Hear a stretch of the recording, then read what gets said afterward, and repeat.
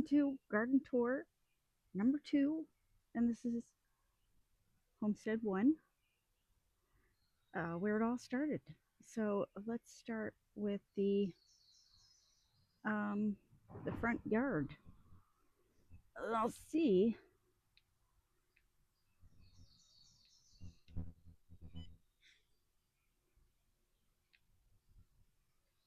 if I can give you sort of a view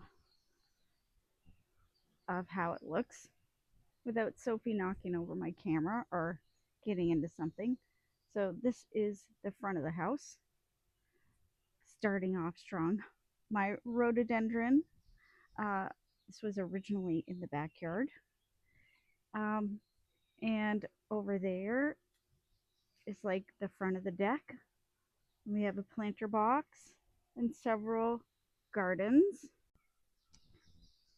So over there you can see this is a new um, hosta that I just picked up at Canadian Tire. It gets tall and it gets really huge leaves, and I have a trumpet vine. I always try to keep some plants on the front deck. They look a bit, the deck looks a bit bad right now, but I try to keep it looking very uh, put together. This is like my business storefront, so we try to make it look appropriate. I always grow the cherry pie plant. These things smell, well, they smell like cherry pie.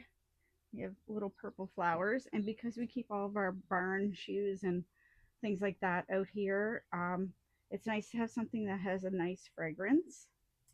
I put a couple of my houseplants out here this year that I'm trying to boost.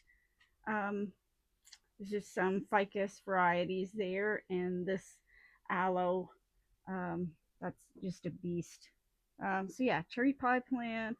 I love to have hummingbird feeders. I just got this Norfolk pine. I'm not sure how I'm gonna fit it in my house, but we're gonna try. Um, but it's living its best life outside right now. And then some of my caladiums, voodoo lilies, my fig tree. There's some sage. That's just regular common sage.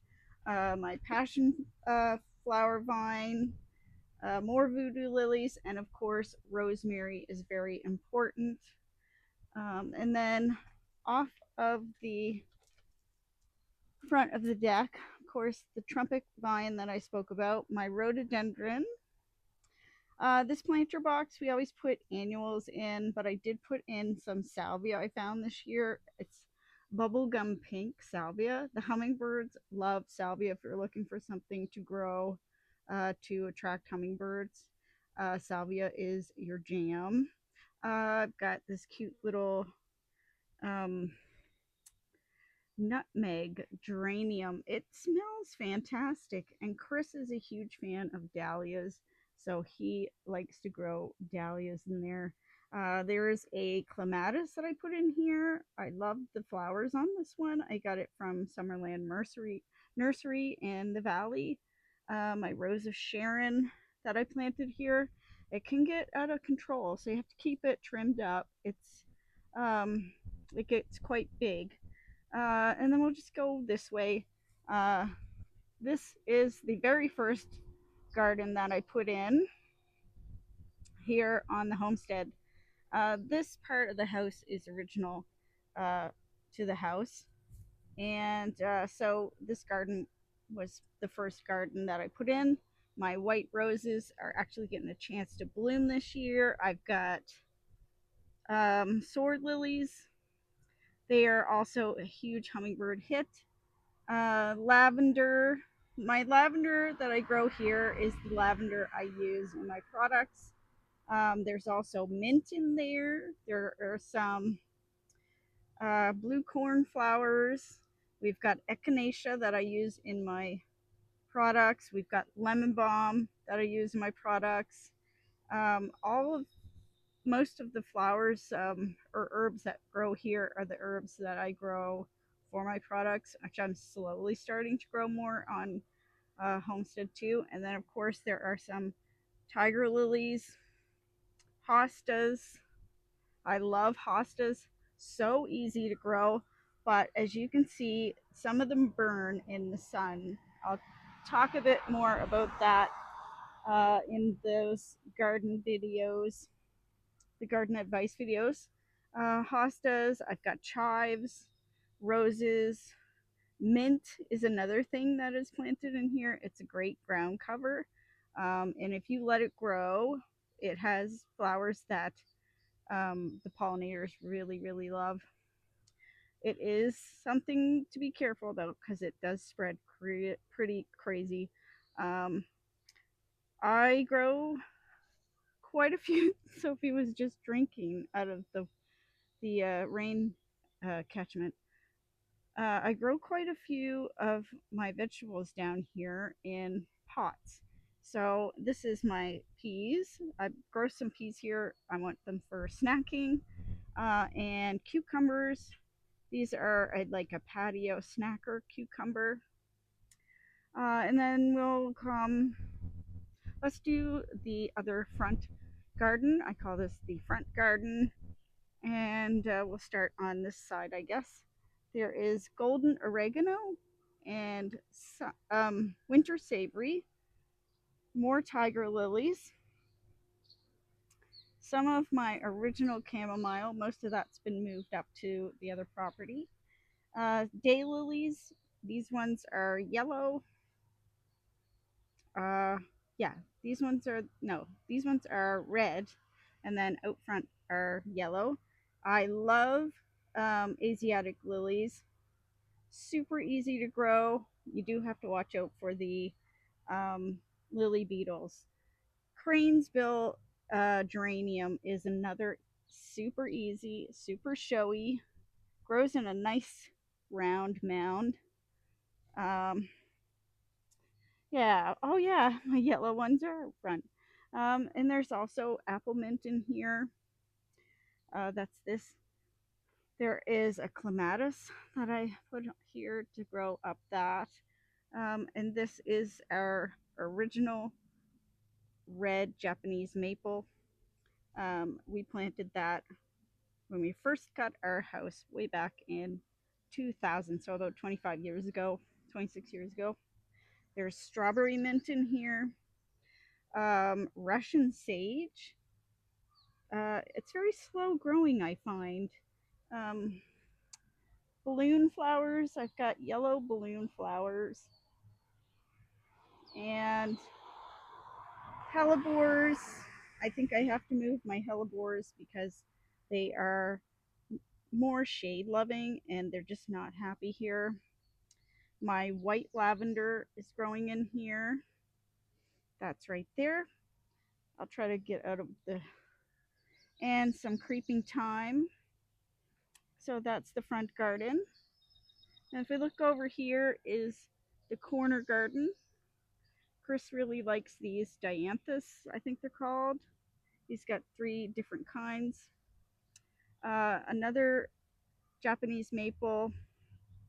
I can't remember the name of this one, but it did end up growing another tree off of the graft point, and so I'm air layering that. And I've got another variety of arnica growing here. This was my first variety of arnica that I grew. Some more lavender in here. I use a lot of lavender, so I have a lot of lavender growing. We have bearded irises, hollyhocks coming up here. This, I'll insert a picture of this when it is blooming. It is my azalea that was original to the property. Um, Betty and Elmer West are the people who had this house before us. They both lived here until they passed, and it's just a nice legacy to have this azalea. And every year it is a showstopper. People literally slow down and stop to look at that bush. Um, Hostas, more hostas. Um, Lupins, these grew here on their own. They're problematic a bit because they fall over every year. As soon as they get nice and blooming, we have a rainstorm and they fall over. My rose bush, now this is a variety that smells really fragrant, and it is the most like a wild rose that I have come close to. I'm not a rose expert, but I save the petals of this for products. I have some more lilies. These ones get huge. These ones here, they get really tall. They're like a chandelier, and the hummingbirds go bananas. We've got white bleeding heart. This is orange balm, foxglove, more lilies. I'm not sure what that's called, but the pollinators love it. This is one of my new favorites.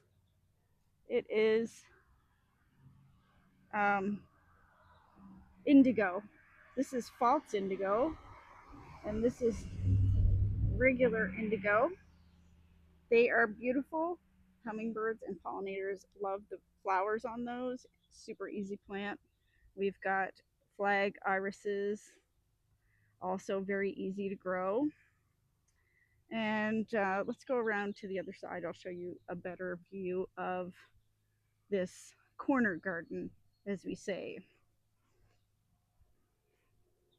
So over here I have some white flag irises, some more bearded irises. There's another view of that azalea. Lots of lavender, white lavender and purple lavender. I've got, I can't remember what these are called, but they get a beautiful purple flower. There's a better view of those. I can't remember what they're called, but the hummingbirds and bees love those. This is a poppy variety, but it is not your typical poppy. It gets a very feathery flower on it. This is all of my bee balm here. There are two varieties. My thyme I use for my products. There's lots of mint in here. I'll talk to you a bit about mint, like I say, in the garden advice videos. And this one is a angel trumpet that I grow inside in the winter. And Ivan has suggested that I plant it into the ground over the summer to boost it. Hostas, I used to cut the flowers off of those.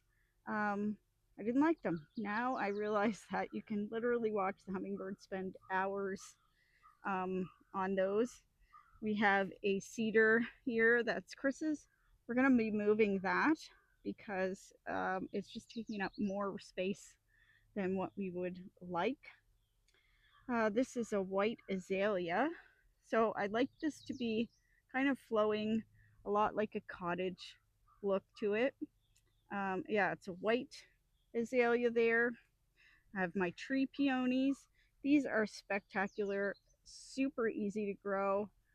They're called a tree peony. They're much more sturdy than other peony varieties where they would need a trellis to hold them up. These are just very hardy and very sturdy. Um, Over here, I just keep these two large planters here. This year I decided to put some coleus in that one.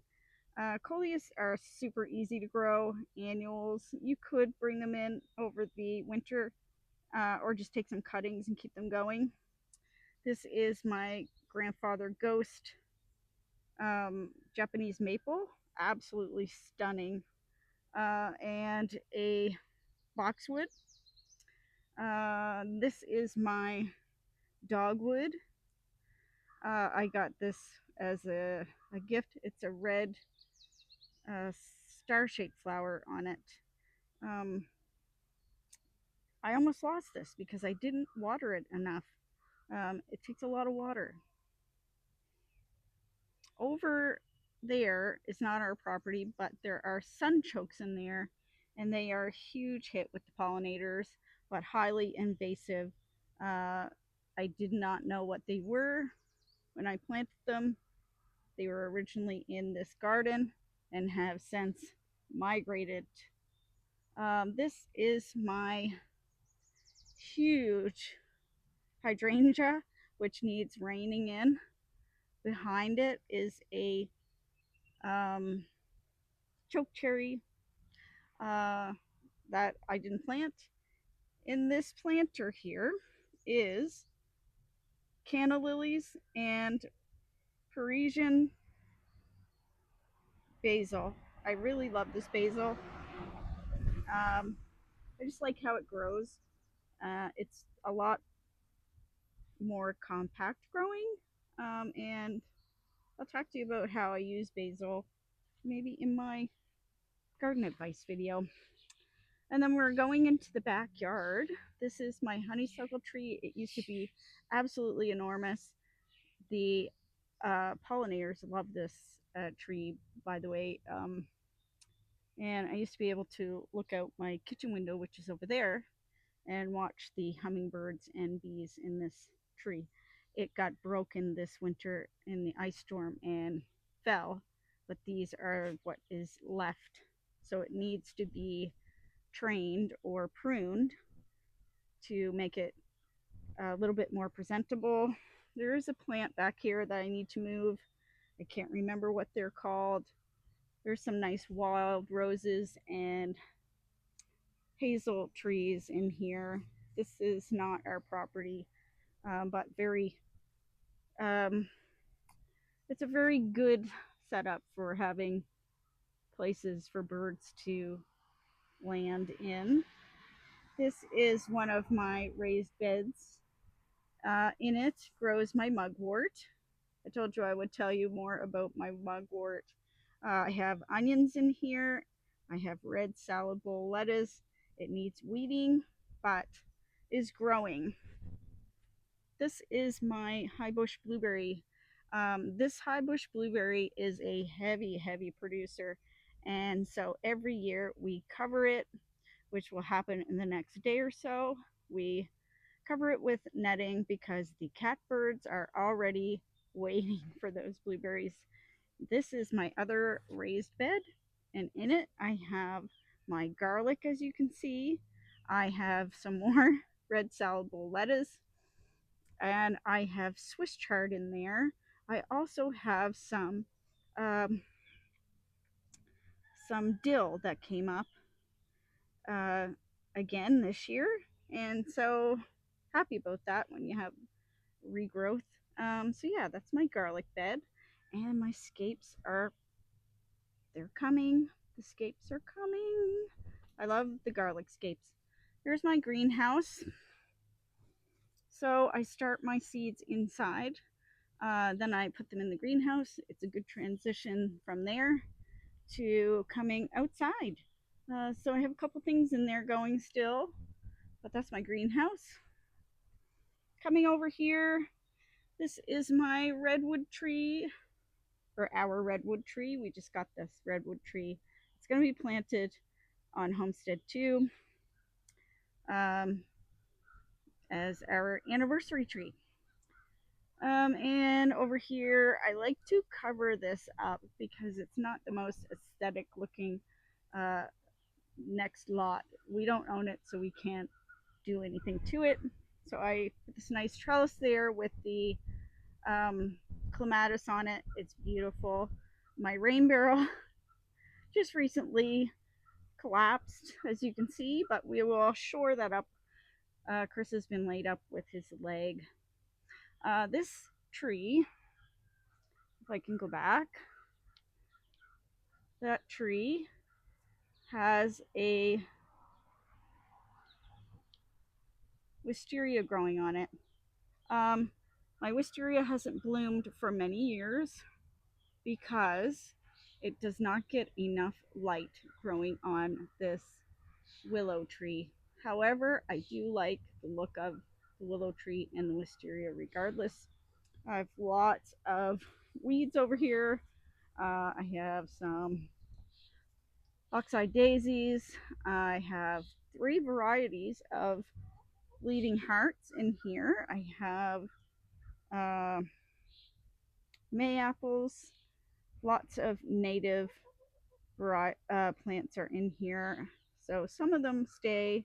This is a white lilac, and next to the chicken pen is my mock orange bush, one of my favorites, very fragrant, beautiful bush.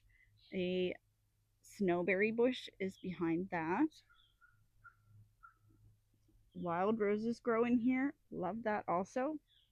Our chicken pen, which is getting expanded this year.